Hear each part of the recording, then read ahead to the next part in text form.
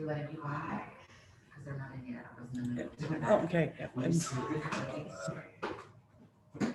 Okay, we are letting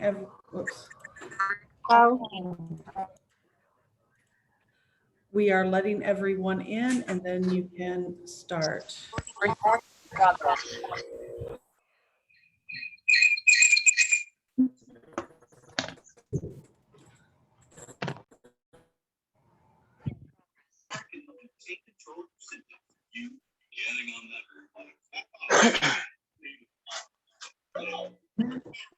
All right, I think we're ready, Kelly. Okay, I think that right now I'm handing it over to our interpreters to give us some instructions on how to enable Spanish language interpretation. Thanks, Kelly. Buenas, everybody. This session includes English and Spanish interpretation, like all HINAC sessions. Buenas todos. Esta sesión brinda interpretación en inglés y en español como todas las sesiones de HINAC. To access the interpretation during the session, giving y'all that reminder very quickly again, just click that globe you see at the bottom of your screen, select the language channel in which you'd like to participate, and hit done. If you're joining from a cell phone or a tablet, look for 3 little dots. It'll be in the corner of your device somewhere. Click those 3 little dots, select language interpretation, select your language, and then you should be all set. And just a reminder to please speak slowly and one person at a time. Así que para poder acceder a la interpretación, nomás un recordatorio bien breve, por favor, nomás selecciona el globo terráqueo que ven al fondo de su pantalla y selecciona el idioma en cual les gustaría participar. Y si se están uniendo a través de un celular o una tableta, nomás busca esos 3 puntitos que estarían en una esquina por ahí y luego selecciona interpretación de idiomas y selecciona el idioma en cual les gustaría participar. Y nomás un recordatorio de hablar una persona a la vez y lentamente. We hope you enjoy your session y esperamos que disfruten de su sesión. Thank you. All right, thank you everyone for joining. This is Building a Statewide Coalition, the successes and challenges shared from experience. I'm Kelly, I'm gonna be moderating this session. Please do remember to stay on mute so that we can hear the folks who are speaking. And if you have any questions, go ahead and drop them in the chat box. And with that, I'll hand it over to our presenters. Thank you all so much for joining us today. We know this is the final day of HINAC and we've had a lot of Zoom, so we worked hard to make this as interactive as possible. And I am thrilled to, oh, by the way, I'm Tami Haught with the Sterile Project, Managing Director. I'm also here, since we are talking about sustaining and building networks, especially networks of people living with HIV, also wearing my pitch hat, which is Positive Iowans Taking Charge. And I will let my co-presenters introduce themselves. So hello, everyone. Thanks first for joining us. We are so excited that you hung in there. It's the last day. It's at 3:15. You came here to learn a little bit more about how to sustain and build our statewide network. If you belong to one or you're thinking about creating. My name is Theresa Sullivan. I am the Deputy Director for the Teach and Ancillary Programs at Philadelphia Fight. I live in Philadelphia, Pennsylvania. I'm also a long-standing member of the Positive Women's Network, and I am the senior member of the affiliated chapter of Pennsylvania PWN. And I'm glad to be here. I'm gonna turn it over to Pat.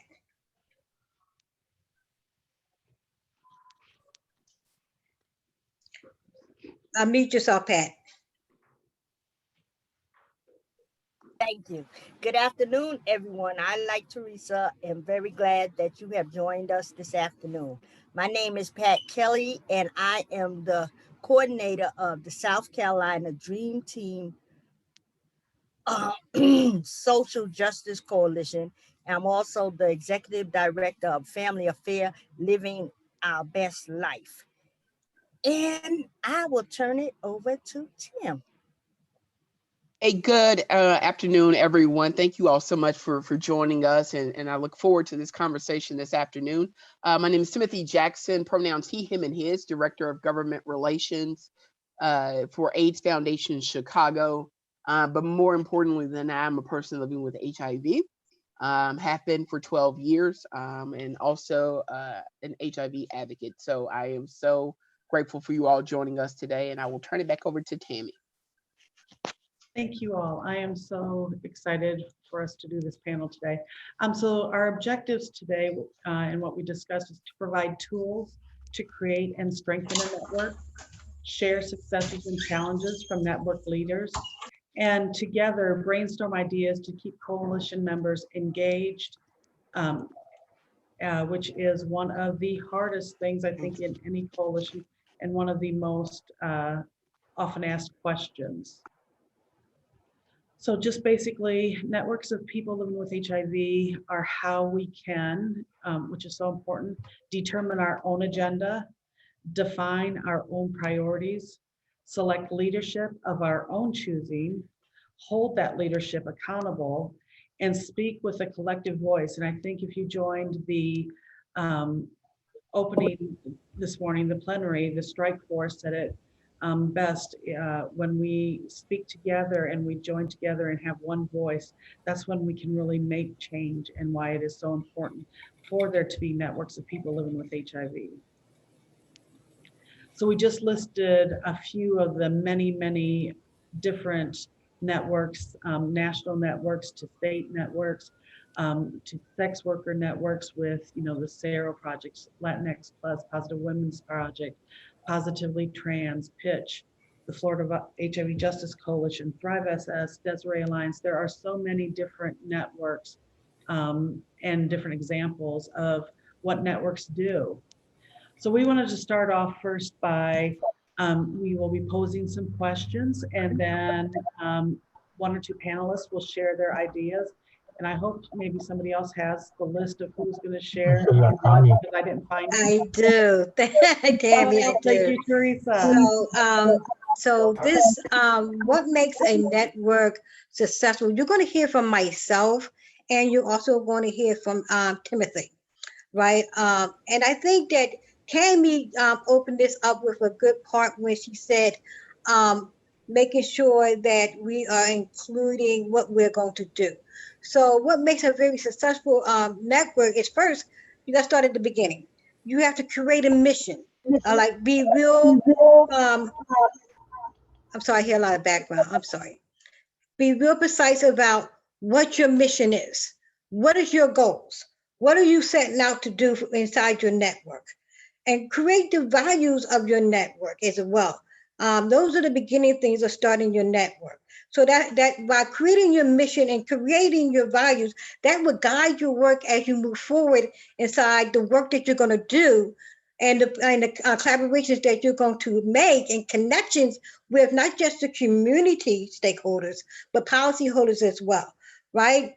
You want to make sure that there is a unified belief that everyone has something to offer inside your network, right? You want to ensure that those impacted by the issues that you choose to work on have the same credibility as those within inside the network. You also want to make sure those impacted by the most on the issues and the campaigns that your network is going to make change inside the community, that they have leadership roles with inside your network. It gets to the old thing we say, when people living with HIV, nothing about us without us at the table. We want to be at the decision-making tables before the meeting, and before that you roll out the decisions, what we're going to work on, the invitations of the policies or the programming, right? People who live with HIV should be at the forefront of what these networks, especially if they're networks for people living with HIV, right? And even if they're not networks for living with people living with HIV, and you're talking about building a network that is talking about criminalization, we still need to be there because we're impacted by it, right? This is what this conference is about, right? So we also want to make sure you have create a governing body, and that can look several ways. That can be a steering committee, right? Stakeholders, you want to make sure that you develop a board of directors or officers, right? And if it's a network of people living with HIV, like PWN, all our board is women living with HIV, right? You want to make sure that you do trainings, ongoing trainings. We call it train the trainer inside your networks, right? Always building people's capacity and leadership was inside your network, right? Always making sure that people are well informed on the issues that you're going to work on inside your network and working with the community. So we call it train the trainer. This is the most important piece because nothing happens without money, right? So you want to make sure that you're thinking about funding as an ongoing process that never stops. You always need to be seeking to make sure, where can I get grant money? Who can I reach out to make sure that I can sustain my network? And it doesn't stay sustainable on its own, right?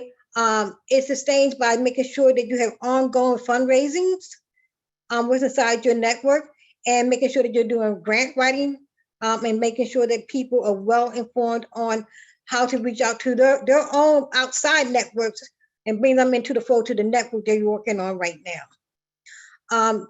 And finally, I just want to say, you want to make sure that it's diverse stakeholders, right?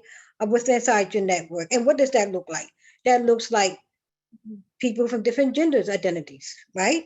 That looks like people living with HIV and people who are impacted by HIV, right? There needs to be different levels of skill sets, different ages, right? It wants to be very diverse, right? Because everyone, like I said, has something to say inside the network, especially once you develop your mission and it includes people that we're talking about and the diverse stakeholders. So make sure that your network is very diverse and connected to the community. Now I'm gonna turn it over to Timothy. We're done. Miss Teresa did a fabulous job, as always, of really kind of setting the stage on what makes a network successful. I'm going to be completely honest with you. It's going to look completely different. You may see someone's network that looks away in Illinois, but that probably won't work for you.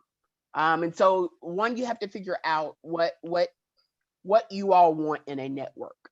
What types of different things are you valuing? I know Miss Theresa mentioned that, and so I can just kind of think about here in Illinois, the Illinois HIV Action Alliance.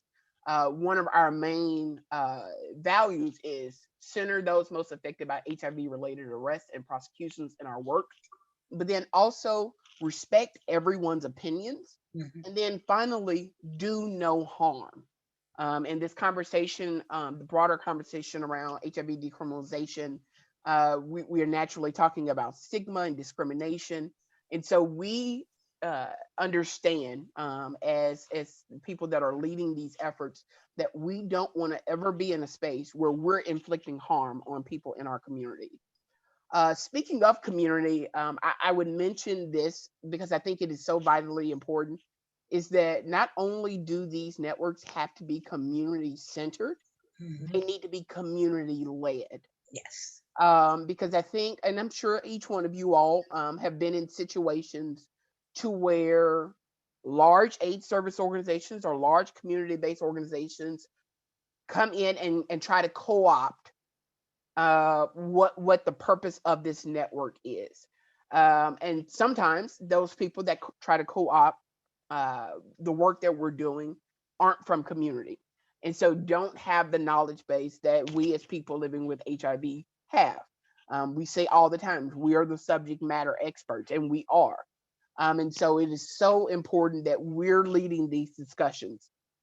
Miss Teresa hit on a key point about making sure that you're putting together some structure. And again, that structure can look completely different. It could be to where you just have one big committee for the state or for a local group, and that's good enough. Your structure could look like where you're like with IHA here in Illinois, where we have a steering committee, we have 4 other separate committees that does a lot of work in between steering committee meetings.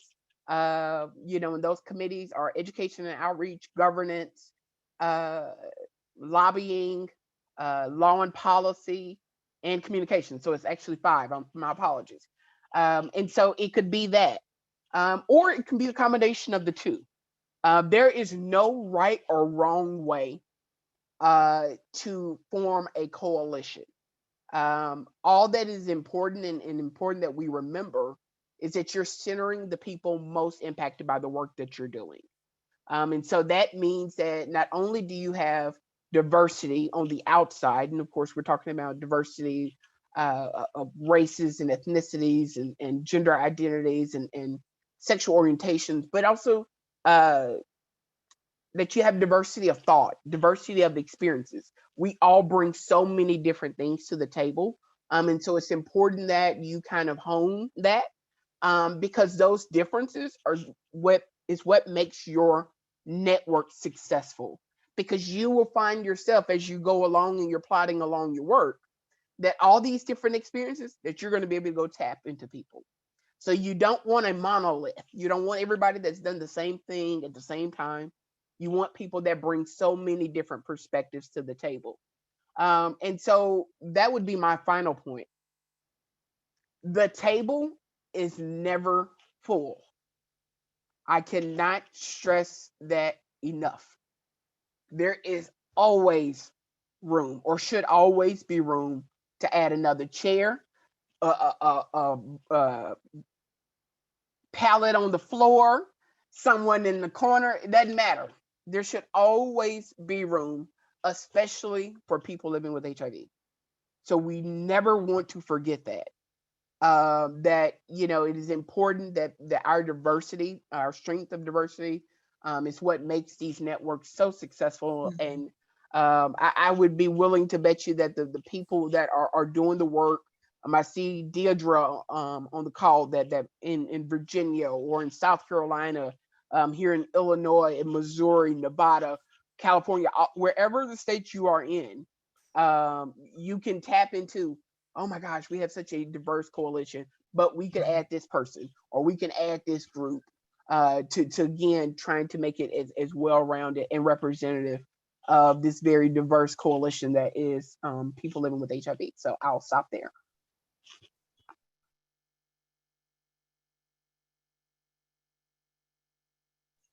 Thank you, Timothy. That was great. We're gonna turn it back over to Tami. And the next question is, what are the challenges of networks of people living with HIV? I believe this slide is for Pat, our very own Pat Kelly. Yes. So, what are the challenges of networks of people living with HIV? We're in South Carolina, and to me, the very first challenge was to get the people motivated, for them to see or create a passion about what our issue is. And so, and that's been a challenge, to keep people motivated, especially when it's limited time. Another challenge has been communication. Sometimes we've had a problem with communication, or when the meetings were, and this one didn't get it and that one. So it's been a challenge, to have a full meeting. Another challenge is like I said, motivating people to take leadership roles. That is truly a challenge. Our coalition is mainly people living with HIV, but we do have some allies. We have a lot of allies, actually. And, our allies are there to support us, and we are very grateful for them. But I really am pushing for persons living with HIV to take leadership roles. And so we have been a coalition for like 3 years now, and we are missing our officers, and I don't want to direct or lead. I want the members in the group to be the ones that are leading the coalition. Another challenge is time. Being able to set a time that we can all come together and meet and talk about the issues that we're having with meeting our representatives and what we want in the bill, and and consistency. One of the things that we must do is be consistent, because if you start having meetings and then you stop, then you lose people, and then people don't get to the meetings. Oh, I didn't know, so they lose their motivation. So it's real important to have communication and consistency. And then that time constriction. Trying. Pat, you muted yourself. Sorry. How can we meet and when can we meet? Having clear plans of what we are going to do so that everybody is communicating the same message.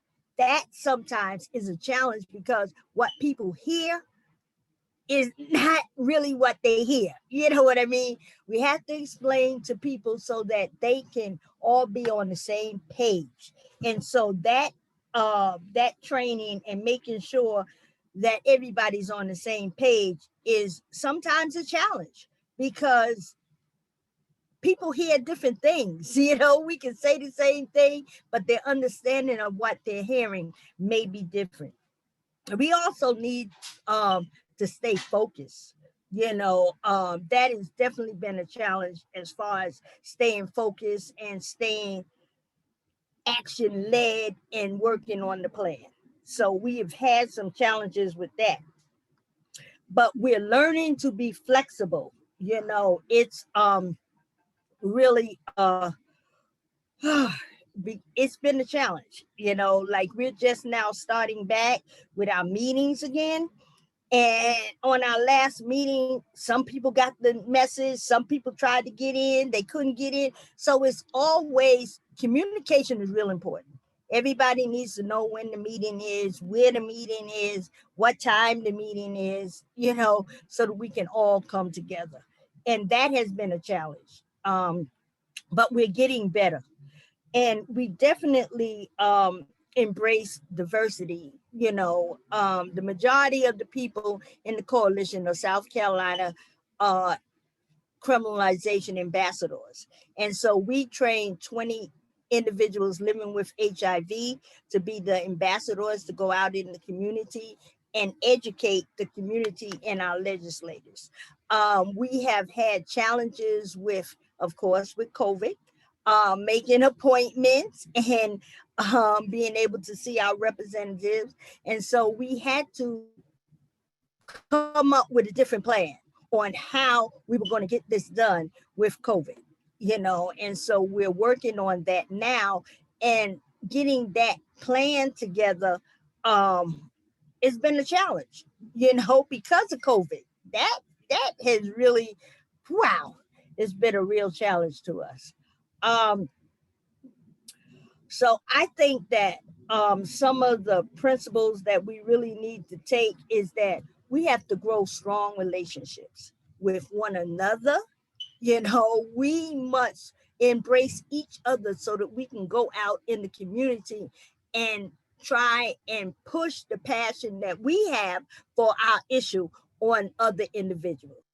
And so that can be real challenging, because not everybody is going to see what you see or have the same opinion that you have. So those are some other challenges. May be personal trauma. Individuals may have some personal trauma that has caused them to step back. Health issues. We are people live with HIV.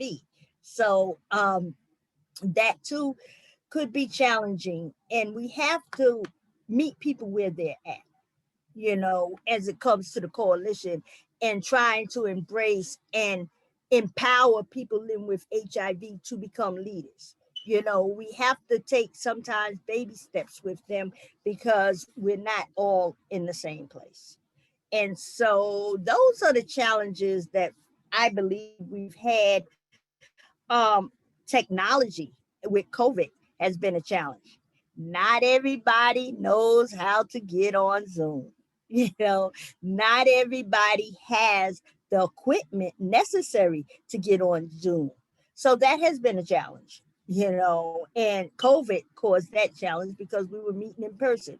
And so when we started meeting on Zoom, you know, some people didn't understand how to get on, how to read and click on the link, you know, so it's been a challenge. And some training is need technology wise. Wow. Okay. So those are the challenges. Another challenge is just having people show up.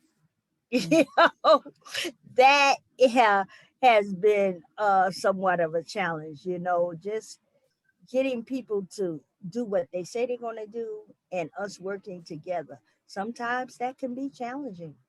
Yeah. So those are some of the challenges that we have had in South Carolina. And we have some South Carolina people on here. If y'all can think of some more challenges that we've experienced that I can't think of right now, put it in the chat box. Let everybody know. All right. Miss Pat, there's actually a question in the chat box for you from Jacob from Indianapolis. It says, how can we encourage people become comfortable talking about their status and playing an active role in the movement? Wow. I think if we have some people that we work with that are not fully out, right? So like I said, you meet people where they're at. We let them know that they can do things without being the face of, you know, they can make telephone calls. They can make copies. I mean, there's work for everybody to do, and they don't have to be the face when it comes to working the coalition and getting your issues met. So they don't have to be the face. Somebody else can be the face, but they can still be a part of. You know, it's an individual thing when it comes to people dealing with disclosure. You know, that is individual, and I really you got to meet people where they're at. That's, you know what I mean? Everybody is not going to want to be the face, you know, and those that have difficulty discussing it, I would suggest that they be around more people living with HIV that are open. And if they see what we're doing and how we deal with the stigma and discrimination, then they will learn, and hopefully they will get to a point where they can disclose and be comfortable and be able to talk about it. Thank you so much, Miss Pat. That was great. Hey, Teresa, can I just jump in just pretty Yes. quickly, just Yes, to you add can. something? Sure. Thank you so much, Miss Pat. I would say, to, as an extension to what Miss Pat was saying, was that a person who is living with HIV, the decision to disclose, the decision to be public, the decision to do anything of the like, the only person that can make that decision is that person. Full stop. Thank you so much. Oh, yeah. I don't ever want it to be that I can only get engaged in the work that we're doing if I am public about it. That is absolutely incorrect. And so I just wanted to highlight that again, that you can be just as effective. You know, you can be in the background. You can do social media ghostwriting. You can do graphic design. You can do letters, all without your name being on it, but you are still providing something. Because at the end of the day, we all have experiences. We all, you know, share this kind of this large tapestry of HIV decriminalization, and so you have something to share. And so, yeah, I just wanted to highlight that. Yeah. Thank you, because that gets at to exactly what I said earlier when I said that you have a unified belief that everyone has something to offer with inside your network, regardless of where they're at on the disclosure spectrum, right? All voices matter. Everyone's input makes the network even stronger, right? And we don't force no one to disclose when they're inside of a network. It's personal. And if they choose not to disclose ever, that's fine. We meet people where they at. And the old saying goes to like, stop telling people what you want to do. Try asking, what are you willing to do? And meet them where they at. Thank you so much. I'm turning it back over to Tami.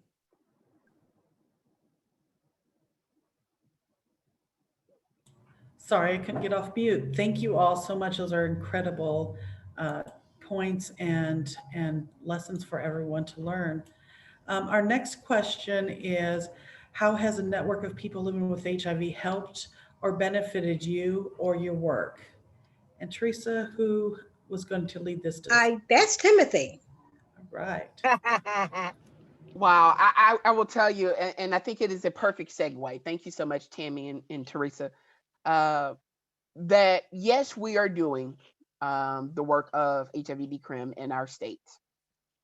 But ultimately, this is a family. This is an extension of a community that we share certain things.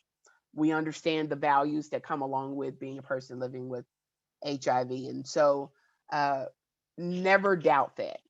One thing I have found myself doing is reassuring people, that the work they're doing is valuable. And so, I believe in affirming people, just as people have affirmed me, because doing this work is hard. And I don't want to kind of gloss over that. This work is hard. You are being very vulnerable, or you're placed in vulnerable positions. You are sharing so much of yourself, and it leaves yourself very open to criticism, for ridicule, for all different types of things. And so lean on the other people in your networks. Something else I would say is your network can be 2 people. That's a network. It does not have to be 200 people. And so use these times as support groups, because that's what they are. They are. You don't have to have the therapist or the counselor there. Y'all all counsel each other. Again, we're a community. And so that's really kind of where I would go to, where a network of people living with HIV have helped or benefited me. I remember the very first conference I went to was Positive Living Conference. For those of y'all in the Southeast, you all are aware of Positive Living. And I went to that conference. I had never disclosed to anyone. I had never told my story. And I went as a board member of an AIDS service organization, not as a person living with HIV. And it was during that time to where I found my voice, that I was able to share my story for the very first time. That's when I learned about HIV criminalization at that one conference. And so it was that network of people living with HIV that allowed me to find my life's work, my life's passion. And so, they allowed me to cry. And I'm talking about, y'all, I was ugly crying too in one of those sessions where I shared my story for the first time. I'm talking about just snot and all, y'all. I'm talking about just ugly crying. And so it was, I think somebody put in the chat, it's like therapeutic. And it really was. And I did not realize the weight I was carrying until somebody took that weight off my shoulders. And so that's how being in these type of spaces, seeing you all's beautiful faces, going to conferences, doing these community meetings or Zooms now that we're having to do. All of this is about being into a larger, broader family of people living with HIV, and it helps you more than you probably ever realize. So that's what I would say. That's how it has helped me tremendously in the work that I do. Yes, Mark. Yeah. Yeah, we got some nice things in the chat box. So I just want to add that, joining a network and how it personally benefited me, because there was a time where, and I'm sure I'm not just talking about just myself, I'm gonna point the finger back at me, that I felt alone, right, in the work, right? And I didn't want to feel alone, and I wanted to find out where were the people doing the same work I was doing, right? So I remember when I first joined PWN, and it was like, oh my God, I'm not alone. There's people that's really doing this. And like the embracement of people who like embraced me and met me where I was at in my process. And I benefited from being part of that. And the learning experience and my advocacy grew and increased, right? I got more confidence about being in spaces talking about me, right? And talking about my lived experience counts. My story is powerful, right? And not feeling like that shame and stigma if I really like got out there and let people know where I was at.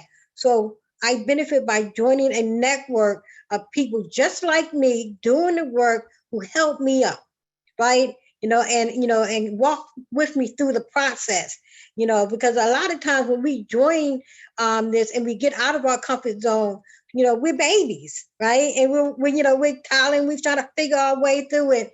And then at some time we start running, right? And, so that's how I benefited from it, by joining not just PWN, SOAR Project, other networks of women and people doing the same kind of advocacy work and activist work I'm doing. So let's move on. I just wanted to highlight, Deidre put into the chat, thank you so much, Deidre, about leaning on people when you're facing burnout. That is real, y'all. I want you to understand, like, burnout is real. I just went through this past December, and literally I was just tired. And so it was people in this circle, this family, that really gave me strength to kind of take another breath. It's like, okay, I can do this again. And so that is so important. Thank you so much for highlighting that. And one thing else I would add, this network holds you accountable. They're accountability partners. And so they have gotten me together, Tim, and you know good and well, you were supposed to have done this or you didn't do this. And so that's helpful too. Because when people hold you accountable, that means they care about you. Because they wouldn't hold you accountable if they didn't.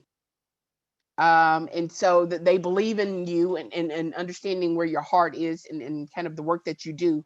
And so they're able to highlight that. And so I wanted to amplify that point too. Thank you so much for that, burnout, because someone put in the chat about self-care. We always etch out some time, whether it be a daily basis or weekly basis, however it fits into the reality of your life, to take some time for self-care. Because if you don't, getting to the point that Dee and Timothy is talking about is burnout is real, right? And we don't want, people to burn out in this process. We want to be able for people to step away from the work and take care of themselves. So those are really important things that were just said and shared today. I would like yes. to say that Yes. the network, joining networks became my self-care, because as I was doing the work in South Carolina alone in my little rural area, I was getting drained, and I had to go outside of my area and get involved in national stuff so I could be re-energized, re-vibrated, just because I was so tired where I was at. If it wasn't for the networks, that became my self-care, because what I was doing there alone, when I joined the networks, I learned I was not alone, and I learned so many powerful things to bring back to my community. All I got is an amen, Pat. Right? Amen. So we're going to move to the next slide so we can stay on time. Tami. So how do you sustain a network? I believe this is you, Timothy, again. I think that's you. but we all are going to chime in. Okay. Yeah, sure. I can definitely hop in there. How do you sustain a network? Being authentic. When you feel like your network is kind of going off the rails, go back to those values that I mentioned. Go back to that mission that we talked about. What are we doing here, people? And that allows you to kind of recalibrate your thinking, recalibrate kind of where we are with this group, and say, where are we right now? Where do we want to go? And then that allows you to be able to sustain this network and understanding. And I put in the chat earlier that we have to do a great job of, one, giving people their flowers now. The people that have been doing the work, the people that are currently doing the work, give them their flowers now, because so often you feel not validated, and that doesn't help with burnout either, because if you keep expending energy, keep expending everything that you have into this, and no one is saying great job, good job on that, give people their flowers now, while also at the same time we have to cultivate new leaders. And it is so important, because Tim Jackson ain't gonna be doing this always. And so it is important to me that I find people to mentor to, that I see value in everybody, even when they don't see it in themselves. And so you have to really make sure that we're being very cognizant that, well, I see, and I don't even know if she's on here, but Katie Willingham in Alabama, love her to death. She used to sit in some of our meetings, and many of you all know Katie. And I'm talking about, you could be sitting on her lip and not hear her talk. She was so quiet. She was so meek. And I was like, come on, Katie, and so I made it my point to make her, because she has a beautiful story.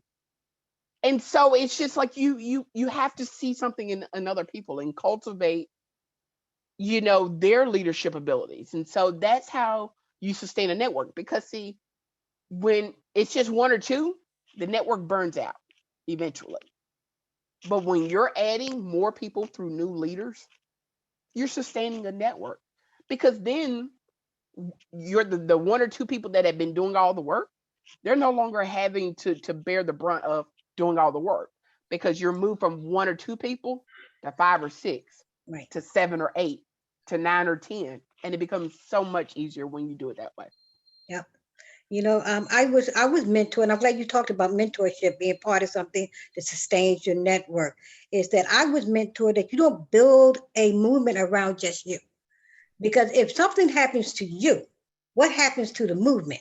So you must pass on your skill sets and your knowledge to the person behind you, coming behind you, on the side of you, the person in front of you.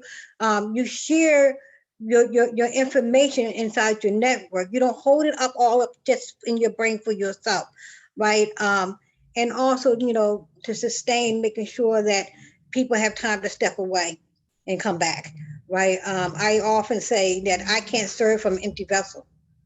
I need to refill and re-energize, like Pat said. I'm human, right? And meet me there, right? So it's really important to do all those things. Thank you both, Pat and Timothy. So I'm going to move on. Come on. Thank you, Dee. Teresa, can I add to that, just from lessons learned, especially from pitch? One of the other things to sustain the network is to ensure the paperwork and recording the information. So unfortunately, at the beginning of pitch, Tami didn't know about Google. Tami had flash drives. Tami lost a flash drive. Nobody else had that information. And now we don't have all of the history of pitch. So having those shared Google Drives or cloud, so that more than one person does not have all of the information for an organization is so important. Lesson learned. Yeah, thanks for sharing that, Tami, because we often say that the meeting didn't happen if you didn't take notes? How can you track what happened in the meeting if there's no note taker and there's no one taking notes and you're just talking? All you doing is just talking. Nothing really happened. You can't prove it. Right? So it's really important to track what happens inside your meetings and have a shared way to share all that information for everyone inside, especially for people who might not be at the meeting, right? But they want to stay engaged, right? That's one way they, engagement looks different kinds of ways. It doesn't mean that you have to be there all the time, right? It doesn't mean that you have to be at the forefront of everything, right? You can be engaged by making sure that you're reading the notes, giving your feedback, right? Lending your voice to something that was going to be implemented, right? And like showing how you're engaged in different ways. So engagement looks different for everyone. So thank you. Teresa, there's a question in the chat box. Yes. How do you find local networks and contacts? Google. I'm going to say same thing. Who said that? I'm going to say that Google is your friend, right? You can go to Google and Google up everything, but it's also important to have real conversations with real people, right, that you trust. If you're connected to a case manager or social worker, sometimes even your therapist can tell you like what's out there that they may think that will enlighten you, help you, empower you along the way of your journey, right? So use the people that are close to you, that you have relationships with, to find out how you can be engaged and be out there and build new relationships, right? And join things, that's important, that you feel you can make an improvement for not just yourself, but your community at large, right? But yeah, I'm glad we said Google, but also use your people, use the people in your life. Yeah, right? I wanted to say that you have like you're a member of PWN. You already have, if somebody comes to you and asks you any question, how they could connect to other networks, you could use the people that you already have in your network. That's right. Connected with over 6 states, like PWN, Positive Women's Network has over 3,000, women. And you have a big connection there. They could connect with other women in PWN too, in That's different right, states. Yolanda. Yes. If I have anybody that needs help in South Carolina, I call Pat. Pat, I got somebody that needs help. And here's her number. Or can I give her your number? Because she needs help. She's moving down from New York to South Carolina and she needs help. And Pat will probably say, sure, girl, and that's how we do it. If I need somebody in Florida, I connect with the ladies from Florida. PWN is very wide. And not only that, but you have Thrive, you have a lot of agencies that we all connected with that, that have this information. Just wanted to share that. Thanks for sharing that, Yolanda. That was real good information. That's all about collaboration, right? Across your networks. For the sake of time, we're going to move to the final question.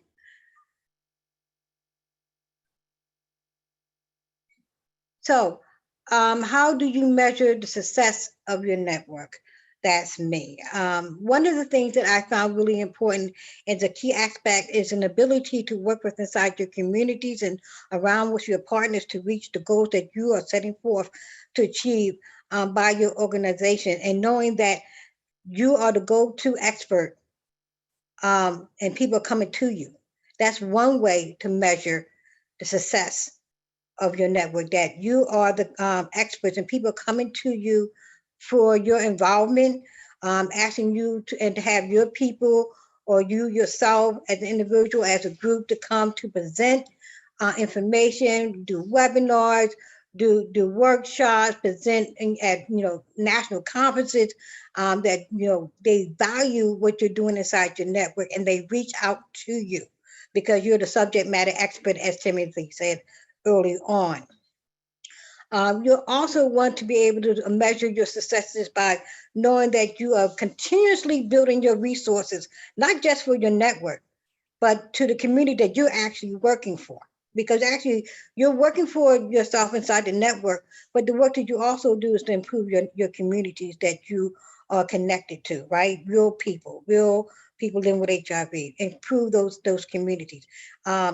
Another way to measure your success is that you can see that you're growing your base, and your base will grow when we talk about collaboration of other organizations and bringing them into the fold of the work that you value, and that they share as a shared mission, that you're bringing people in and you're building that base and expanding your stakeholders to include also policymakers, right? Because we need people from different walks of life with different experiences to be part of our network, so we can make sure that we have a successful network, right?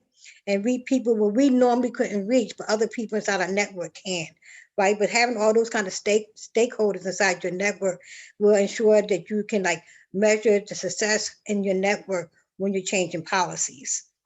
You also want to make sure that you can visibly see the changes in your community, that your network has implemented when it comes to policy, programming. You can actually see the change, right? You actually really made a change, or you stopped a very harmful bill from happening, and you got together with that collaboration of your networks that we were talking about.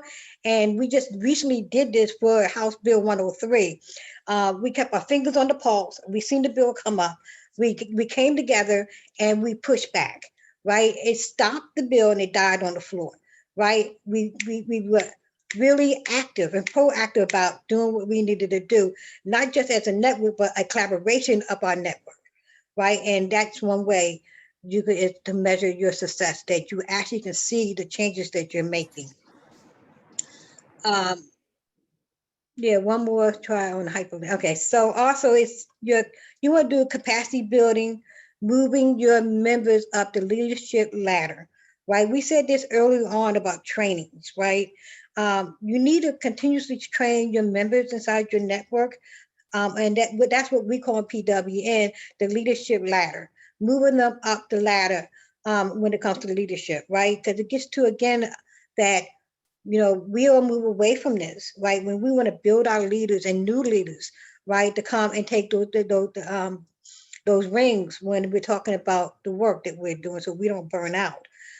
So making sure that you are training people, moving people up the leadership ladder, and that you can visually see that, how the impact of your training is happening with them, because people are calling for that specific person or persons to come to do something for their organization.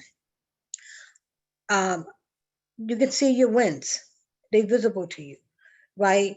You can see the policy issues that you worked on and the changes that you made when it comes to legislation, right? The impacts the lives of people living with HIV. Community buy-in is really important to have a successful way to measure. If you see that your community is buying into what you're doing and what your network is doing for the community, and they got buy-in, they value what you're doing, that's another way to measure your success of your network. So I'm going to ask my other presenters if they have something else to add about how do you measure success of a network, to chime in as well. Yeah, Well, I would just, you go ahead, Miss Pat. Well, mine's very simple. For us right now, how I measure the success is how many people show up for a meeting to get the work done. That's simple for us. And it's really as simple as that. I would just add that the network gets to define what success is. No one else. Because we can't be in the process of trying to compare what other groups are doing. We can only control what we're doing. I will tell you, we were successful in getting a bill passed here in Illinois, but I am more proud about the education that we were able to do around HIV and the broader conversation around HIV. I am more proud about that than I am about getting one bill passed, because that education is, once we get this bill signed and it's going to go away and it's not going to be on the front page of the paper, that education remains. And so, again, success can look completely different and only the network gets to define what that success looks like. Thank you, Timothy and Pat. That was great. I'm gonna turn it back over to Tami.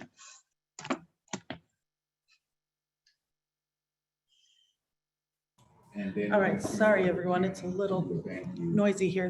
They were teeing up for the closing. Just any final questions or discussions? I haven't been able to keep up with the chat box.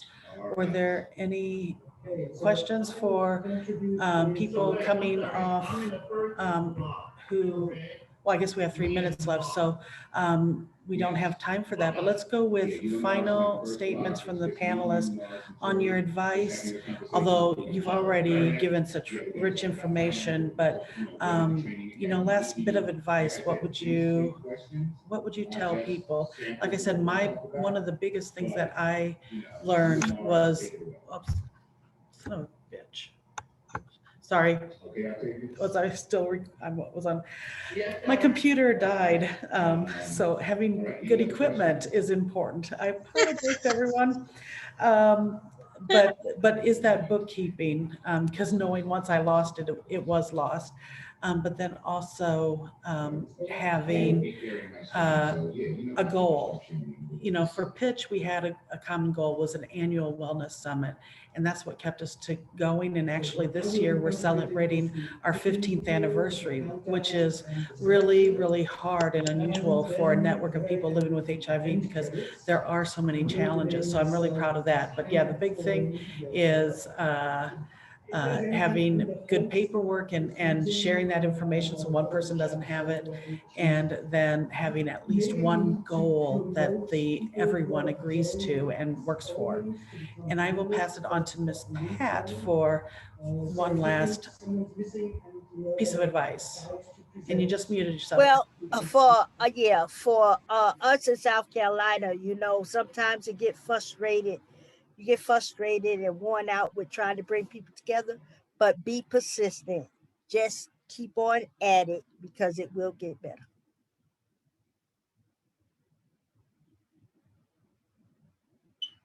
And I'll pass it on to Teresa.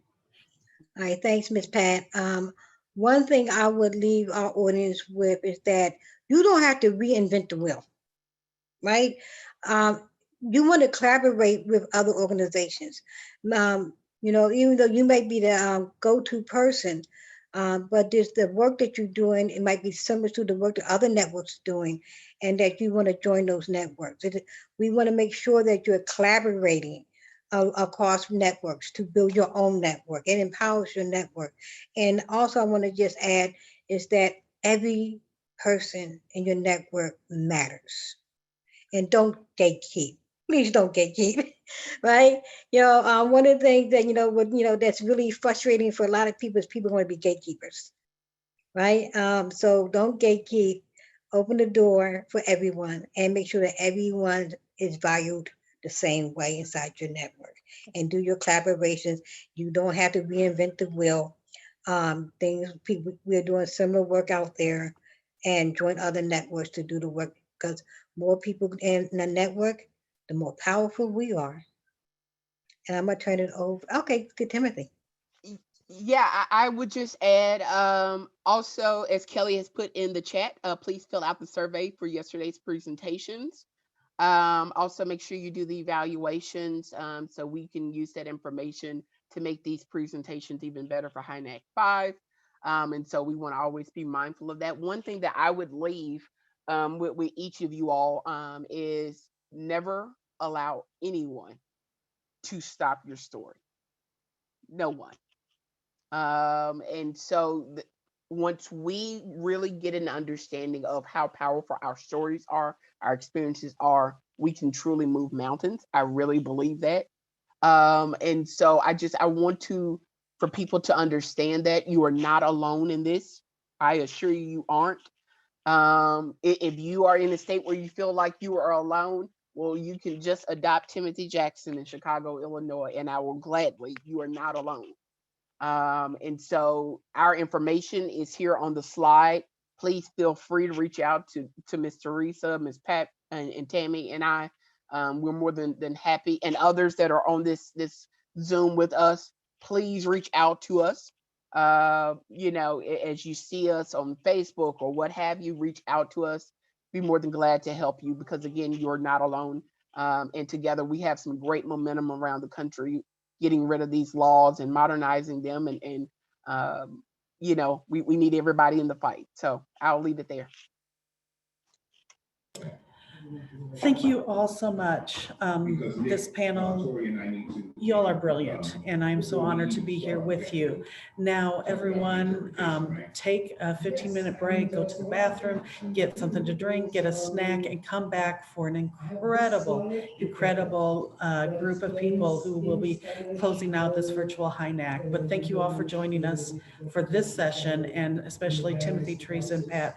Thank you so much. You're brilliant. And Kelly, for moderating, and to our Spanish interpreters, thank you, thank you, thank you. See you all soon at the closing.